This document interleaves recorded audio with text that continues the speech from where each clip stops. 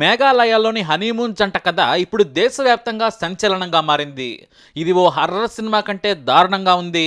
పోలీసులకి రోజుకో ట్విస్టుతో చెమటలు పట్టిస్తోంది. ఆ ఇద్దరికి అసలు ఏం జరిగింది? ఇప్పుడు సోనం ఎక్కడుంది? ఇవే ప్రశ్నలు అందరినీ వెంటాడుతున్నాయి.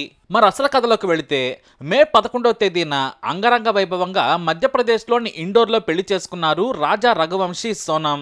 ఆ తర్వాత పెళ్లి కార్యక్రమాలు మరో వారం పాటు జరిగాయి. రాజా రఘువంశీ తండ్రి ఇండోర్లో ట్రాన్స్పోర్ట్ వ్యాపారం చేస్తాడు. ధనవంతుల కుటుంబం. ఇక మేఘాలయలో వీరిద్దరూ పెళ్లిన తర్వాత హనీమూన్ జరుపుకోవాలనుకున్నారు. ఇప్పుడు చిరుజల్లులు మొదలవుతూ ఉన్నాయి. కొండ ప్రాంతాల్లో అద్భుతంగా ఉంటుంది. హనీమూన్ తో తమ సంసార జీవితాన్ని సంతోషమయం చేసుకుందామనుకున్నారు రాజా రఘువంశీ సోనం. సంతోషంగా మే 20వ తేదీన హనీమూన్ కోసం ఈ జంట మేఘాలయ చేరుకున్నారు.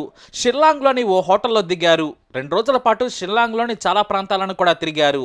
సోహ్రారిం ప్రాంతంలో కూడా కలిగి తిరిగారు. ఆ తర్వాత ఇన్స్టాలో ఫేమస్ అయిన మావ్లా కియత్ గ్రామానికి బైక్ మీద చేరుకున్నారు. తమ లగేజ్ ని హోటల్లోనే ఉంచారు. ఓ చిన్న బ్యాగ్ తో అద్దెకు తీసుకున్న బైక్ మీద చేరుకుని ఈస్ట్ కాశీ హిల్స్ జిల్లాలోని ఫేమస్ టూరిస్ట్ స్పాట్ అయిన లివింగ్ రోడ్ బ్రిడ్జ్ కు చేరుకున్నారు. అక్కడ ఇద్దరు సంతోషంగా గడిపారు. ఫోటోలు కూడా తీసుకున్నారు. తాను అక్కడ తీసుకున్న ఫోటోలను తమ ఇన్స్టాలో కూడా అప్లోడ్ చేశాడు రాజా. ఇక ఆ రోజు రాత్రి అదే గ్రామంలోని స్టే హోమ్ లో దిగారు. రాత్రి అక్కడే భోజనం చేసి ఉదయం సమయంలో స్నానం చేసి కొత్త బట్టలు ధరించి బైక్ మీద బయటికెళ్లారు. అంతే, అక్కడి నుంచి ఇద్దరి ఆచూకీ తెలియలేదు. మరోవైపు రాజా సోనం బంధువులు ఇంటి దగ్గర నుంచి ఫోన్ చేయటం మొదలు పెట్టారు. కానీ వాళ్ళ ఫోన్లు పనిచేయటం లేదు. మొదట సిగ్నల్ లేదేమోలే అనుకున్నారు. కానీ ఆ రోజు మొత్తం వారి నుంచి స్పందన రాకపోవడంతో సోనం సోదరుడు వేగంగా షిల్లాంగ్ వెళ్లిపోయాడు. అక్కడికి వెళ్లి పోలీసులకు ఫిర్యాదు చేశాడు. మిస్సింగ్ కంప్లైంట్ ఇచ్చాడు. పోలీసులు వెంటనే సెర్చ్ ఆపరేషన్ మొదలు పెట్టారు. కానీ విపరీతంగా వర్షం కురవడంతో సెర్చ్ ఆపరేషన్ వదిలేశారు. అయితే స్థానిక నేతల సాయంతో రాజా రఘువంశీ తండ్రి మధ్యప్రదేశ్ ముఖ్యమంత్రిని కూడా కలిసి తమ కొడుకు కోడలి ఆచూకీ కనిపెట్టాలా చూడాలని కోరారు. వెంటనే మధ్యప్రదేశ్ సీఎం మేఘాలయ ముఖ్యమంత్రి కాన్రాడ్ సంగ్మాకు కాల్ చేశారు. తమ రాష్ట్రానికి చెందిన జంట షిల్లాంగ్ వచ్చింది. చివరిసారి లివింగ్ రూట్ బ్రిడ్జ్ దగ్గర నుంచి కాల్ చేశారని వాళ్ళ బంధువులు చెబుతున్నారు. తొందరగా వారిని ట్రేస్ చేసి ఇండోర్ పంపించాలని రిక్వెస్ట్ చేశారు. దీంతో మేఘాలయ సీఎం వెంటనే రాజా సోనం జంటను వెతకాలని డీజీపీని ఆదేశించారు. ఆ వెంటనే వీరిని వెతికేందుకు స్పెషల్ ఇన్వెస్టిగేషన్ టీం రంగంలోకి దిగింది. సరిగ్గా వారు చివరగా హోమ్ స్టే చేసిన దగ్గర నుంచి విచారణ మొదలు పెట్టారు. అక్కడ సీసీటీవీ కెమెరాల్లో చూడగా ఇద్దరు నల్ల జాకెట్లు ధరించి బైక్ మీద బయలుదేరేట్లు కనిపించింది. కానీ ఆ తర్వాత ఎటు వెళ్లారు, ఎక్కడ తిరిగారనేది పోలీసులకు కూడా అర్థం కాలేదు. ఎందుకంటే అదంతా కూడా కొండ ప్రాంతం. కేవలం హోటల్స్, రెస్టారెంట్లో మాత్రమే సీసీ కెమెరాలుంటాయి. దారి వెంట ఉండే అవకాశం అస్సలు లేదు. ఇక వర్షమేమో సెర్చ్ ఆపరేషన్ కు తీవ్ర అంతరాయం కలిగించింది. ఇక వాళ్ళు చివరిగా ఉన్న ప్రాంతం మొత్తం కొండలు, లోయలతో నిండి ఉంది. దీంతో భారీగా డ్రోన్ల సాయం తీసుకున్నారు. అలాగే స్థానికులతో కలిసి సెర్చ్ ఆపరేషన్ మొదలు పెట్టారు. అయితే ఇక్కడ సరిగ్గా ఊహించిందే జరిగింది. సరిగ్గా 11 రోజుల తర్వాత సోహ్రాలోని ఓ జలపాతం దగ్గర ఉన్న ఓ లోతైన ప్రాంతంలోకి డ్రోన్లను పంపించారు పోలీసులు. మొత్తం డ్రోన్ల సాయంతో వెతికారు. సరిగ్గా ఆ లోయలోనే రఘువంశీ మృతదేహం కనిపించడంతో ఒక్కసారిగా షాక్ అయ్యారు. మృతదేహాన్ని జాగ్రత్తగా బయటకు తీశారు. అత్యంత హేయంగా పెద్ద కత్తితో నరికి రాజాను చంపి లోయలో పడేశారు. ఇది దోపిడీ హత్య కాదని పోలీసులకు ప్రస్తుతానికి అర్థమైంది. ఎందుకంటే అతని చేతుకున్న ఖరీదైన వాచ్ కుళ్ళిపోయిన చేతికి అలాగే ఉంది. కానీ మెడలో బంగారు గొలుసు మాత్రం లేదు. కాబట్టి ఎవరో పగబట్టినట్లుగానే దారుణంగా నరికి చంపారు.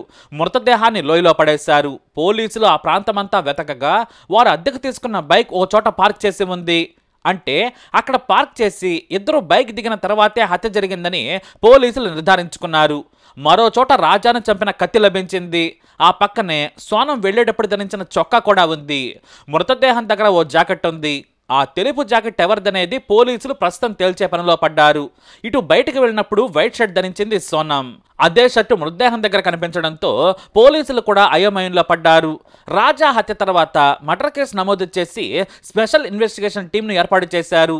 పాత నేరస్తులు, స్థానిక నేరస్తులు, యువకులను కూడా పోలీసులు విచారించారు. కానీ ఒక్కటంటే ఒక్క క్లూ కూడా దొరకలేదు. మరోవైపు ఇండోర్ ఎంపీ శంకర్ లావ్లాని మేఘాలయ వెళ్లారు. సోనంను తొందరగా ట్రేస్ చేయండి, రాజాను చంపిన హంతకులెవరో తేల్చాలని ఆ రాష్ట్ర అధికారులపై ఒత్తిడి తెచ్చారు. ఫేమస్ టూరిస్ట్ స్పాట్ దగ్గర భద్రత లేకుండా ఎలా పర్యాటకులను అక్కడికి పంపిస్తున్నారని ఆయన మేఘాలయ అధికారులను నిలదీశారు. కొండ ప్రాంతాల్లో ఒంటరిగానే అందరూ వెళుతున్నారు. ఇప్పుడు హనీమూన్ జంటల్లో భర్త హత్యకు గురయ్యాడు. భార్య ఆచూకీ తెలియడం లేదు. ఇదేం భద్రత అంటూ ఎంపీ శంకర్ సీరియస్ అయ్యారు. మరోవైపు బంధువులంతా ఈ కేసును సిబిఐకి అప్పగించాలని డిమాండ్ చేస్తున్నారు. మృతదేహం గుర్తించడానికి 11 రోజులు తీసుకున్నారు. మాకు సిట్ మీద నమ్మకం లేదని చెబుతున్నారు.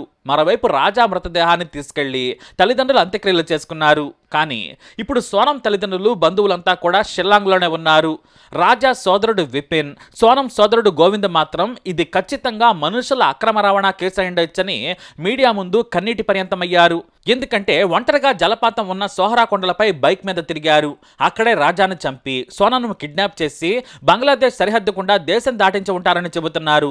తమ సోదరి మృతదేహం కోసం మీరు చూడొద్దు, ఆమె చనిపోలేదు, బ్రతికే ఉంది.